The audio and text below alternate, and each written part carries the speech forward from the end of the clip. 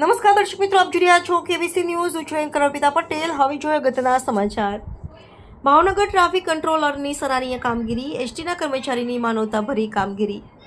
KBC news Bhavnagar મારફત વિગતવાર સમાચાર જણાવીએ કે ભાવનગર ડેપોમાં રાત્રિના સમયે ફરજ બજાવતા અકબરભાઈ ઉર્ફે આકડિયાને રાત્રિના સમયે 12:15 કલાકે ફરજ પરના ટીસીને સમાચાર આપવામાં આવ્યા કે તળાજા બારડોલીમાં મુસાફરી કરતા એક દીકરીના પિતાશ્રીનું નાની વાવડીએ અવસાન થયેલ છે. ત્યારે ટીસીએ તળાજા બારડોલીના કંડક્ટરનો સંપર્ક કરી પ્રવાસી બેનને તાત્કાલિક ભાવનગર પરત બોલાવી મૃતકના અંતિમ સંસ્કારમાં સામેલ થાય તેવી વ્યવસ્થા કરી આપેલ. આગળ સમયમાં મદદરૂપ થતા ટીસીમાં ફરજ બજાવતા એસટીના કર્મચારીએ એક દીકરીને સહાનુભૂતિ વ્યક્ત કરીને બરોડાથી આ દીકરીને વાસદ અને વાસદથી દીકરીને તેમના સંબંધીઓની સાથે વાસદ ટોલ નાકાથી ફોરવ્હીલમાં બેસાડી વ્યવસ્થા કરી આપતા એક દીકરીને તેમના પિતાની અંતિમ વિધિમાં સમયસર પહોંચી ગયા હતા.